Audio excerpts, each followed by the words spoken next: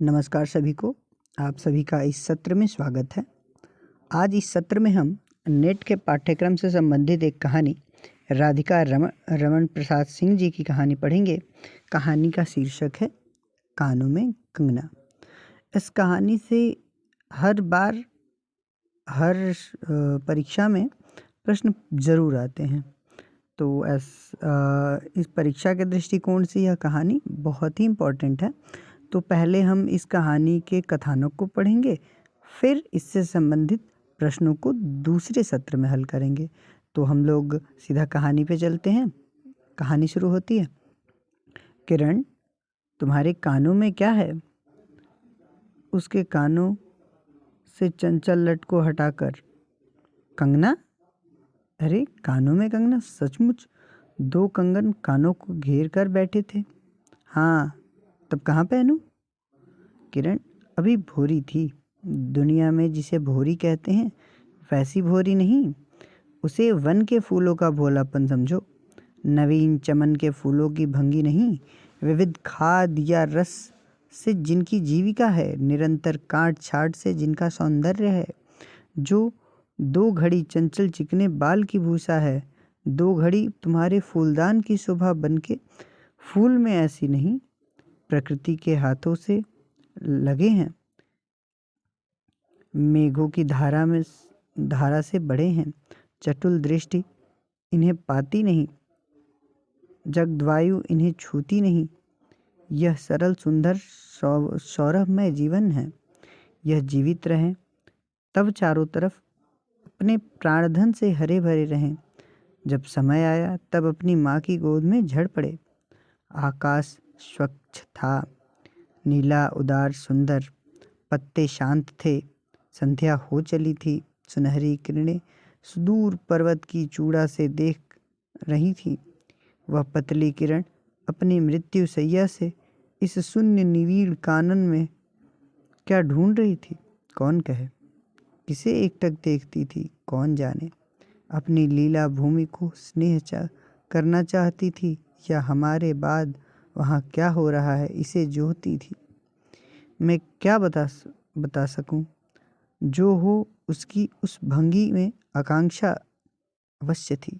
मैं तो खड़ उन बड़ी आंखों की किरण लूटता था। आकाश में तारों को देखा या उन जगमग आंखों को देखा, बात एक ही थी। हम दूर तो तारों के सुंदर शून्य झिकमिक को बार बार देखते हैं, लेकिन वह स्पंदन निश्चेष्ट ज्योति सचमुच भावहीन है। या आप अपनी अंतर्लहरी से मस्त है, इसे जानना आसान नहीं। हमारी ऐसी आंखें कहाँ हैं कि उनके सहारे उस निगूढ़ अनंत में डूबकर थाह ले। मैं रसाल की डोली थामकर पास ही खड़ा था। वह बालों को हटाकर कंगन दिखाने की भंगी प्राणों में रह रहकर उठती थी। जब माखन चुराने वाले ने गोपियों के सर से मटके तोड़कर उसके भीतर से किले को तोड़ डाला, या नूरजहां ने अंचल से कबूतर को उड़ाकर शाहजहां के कठोर हृदय की धज्जियां उड़ा दी, फिर नदी के किनारे बसंत वल्लभ रसाल पल्लवों की छाया में बैठी किसी अपरूप बालिका की यह सरल स्निग्ध भंगिमा एक मानव अंतर पर क्यों न दौड़े? किरण इन आंखों के सामने प्रतिदिन आती ही जाती थी। कभी आम के टिकोरे से आंचल भर लाती, कभी मौल सिरी से फूलों की माला बना लाती, लेकिन कभी भी ऐसी बाल सुलभ लीला आंखों से होकर हृदय तक नहीं उतरी। आज क्या था? कौन शुभ या अशुभ क्षण था कि अचानक वह बनेली लता मंदार माला से भी कहीं मनोरम दिख पड़ी? कौन जानता था कि चाल से कुचाल जाने में, हाथों से कंगन भूलकर कानों में पहनने में इतनी माधुरी है? 2 टके के कंगनों में इतनी शक्ति है कि गोपियों को भी स्वप्न में भी नहीं झलका था कि बांस की बांसुरी में घूंघट खोलकर नचा देने वाली शक्ति भरी है। मैंने चटपट उसके कानों से कंगन उतार लिया, फिर धीरे धीरे उसकी उंगलियों पर चढ़ाने लगा। न जाने उस घड़ी कैसी खलबली थी। मुंह से अचानक निकल आया, किरण, आज की यह घटना मुझे मरते दम तक नहीं भूलेगी। यह भीतर तक बैठ गई। उसकी बड़ी बड़ी आंखें और भी बड़ी हो गईं। मुझे चोट सी लगी। मैं तत्क्षण योगीश्वर की कुटी की तरफ चल दिया। प्राण भी उसी समय नहीं चल दिए। यह विस्मय था। एक दिन था कि इसी दुनिया में दुनिया से दूर रहकर लोग दुनिया का सुख उठाते थे। हरिचंदन के पल्लवों की छाया भूलोक पर कहाँ मिले, लेकिन किसी समय हमारे यहाँ भी ऐसे वन थे जिनके वृक्षों के साये में घड़ी निवारने के लिए स्वर्ग के से देवता भी उतर आते थे। जिस पंचवटी का अनंत यौवन देखकर राम की आंखें भी खिल उठी थी, वहाँ के निवासियों ने कभी अमर तरु के फूलों की माला नहीं चाही, मंदाकिनी के छींटों की शीतलता नहीं ढूंढी। नंदनोपवन का सानी कहीं वन भी था। कल्प वृक्ष की छाया में शांति अवश्य है, लेकिन कदम की छहिया कहाँ मिल सकती है। हमारी तुम्हारी आंखों ने कभी नंदोत्सव की लीला नहीं देखी, लेकिन इसी भूतल पर एक दिन ऐसा उत्सव हो चुका है जिसको देख देख कर प्रकृति तथा रजनी 6 महीने तक उगी रही। शत शत देवांगनाओं ने पारिजात के फूलों की वर्षा से नंदन कानन को उखाड़ डाला। समय ने सब कुछ पलट दिया। अब ऐसे वन नहीं जहाँ कृष्ण गोलोक से उतरकर 2 घड़ी बंसी की टेर दें। ऐसे कुटीर नहीं जिनके दर्शन में रामचंद्र का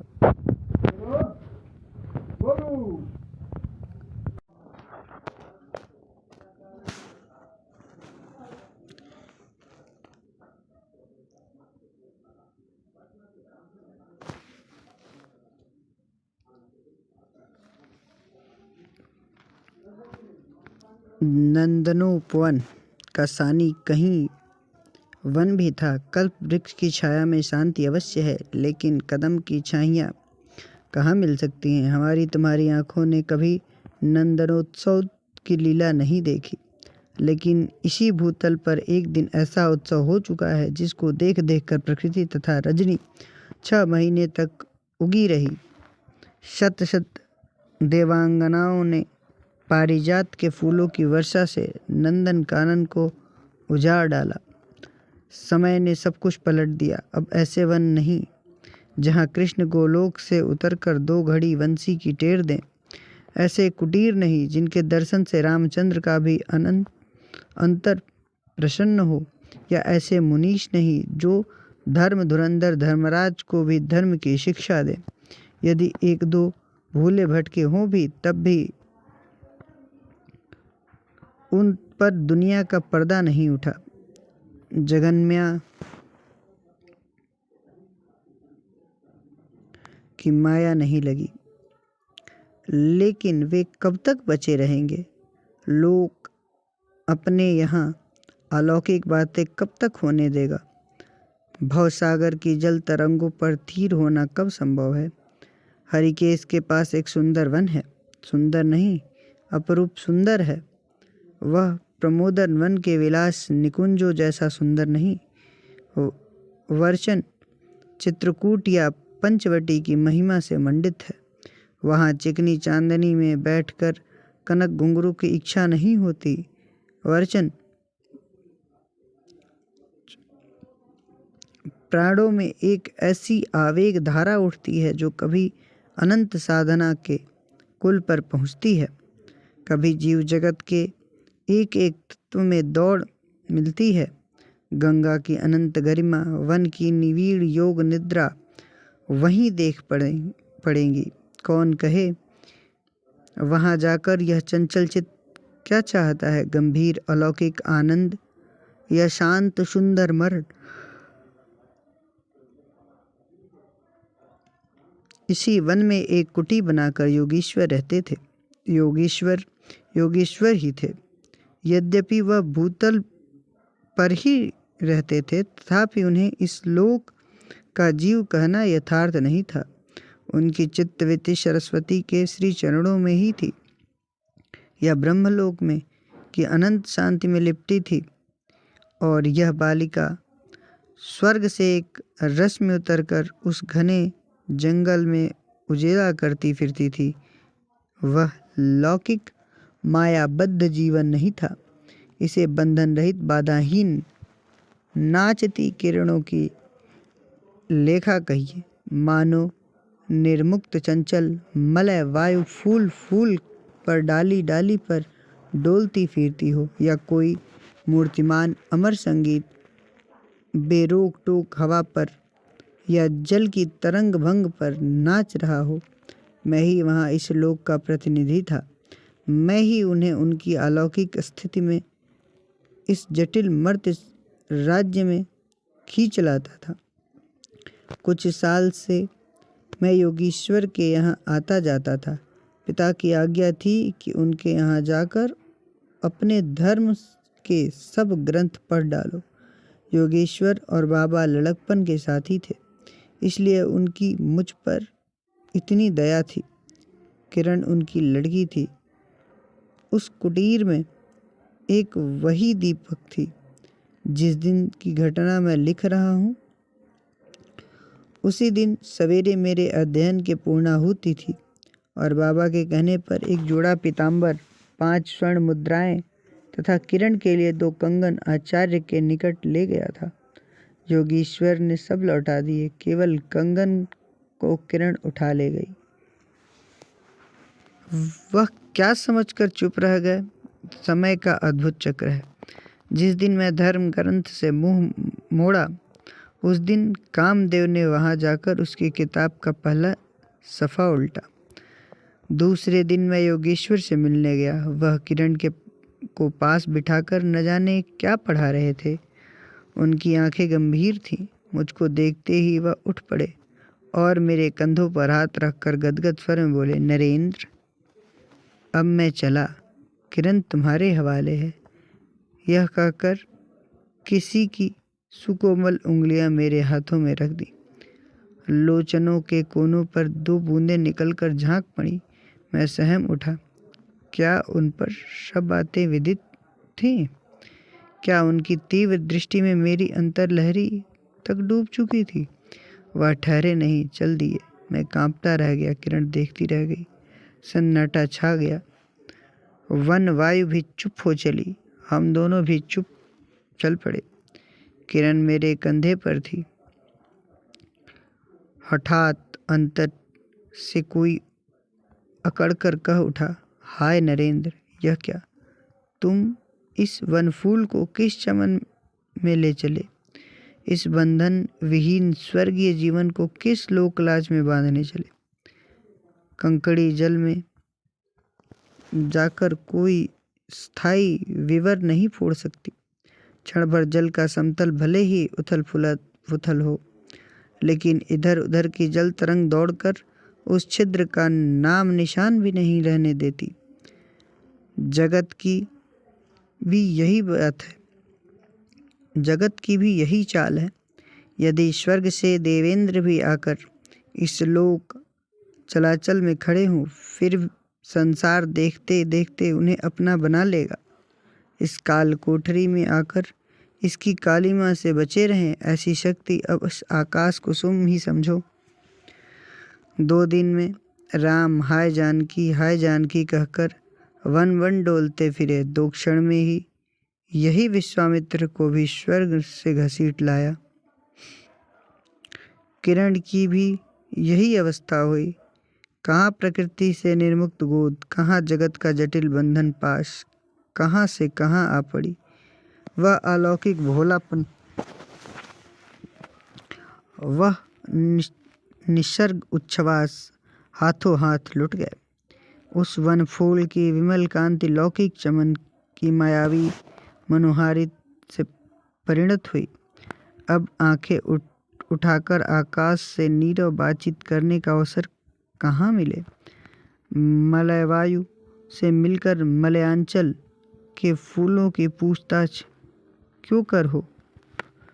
जब किशोरी नए सांचे में ढल उतरी तो उसे पहचानना भी कठिन था। अब वह लाल चोली हरी साड़ी पहनकर सर पर सिंदूर रेखा सजती और हाथों में कंगन, कानों में बाली, गले में कंठी और कमर में करधनी दिन दिन उसके चित्त को नचाए मारती थी। जब कभी वह सज धज कर चांदनी में कोठे पर उठती और बसंत वायु उसके आंचल से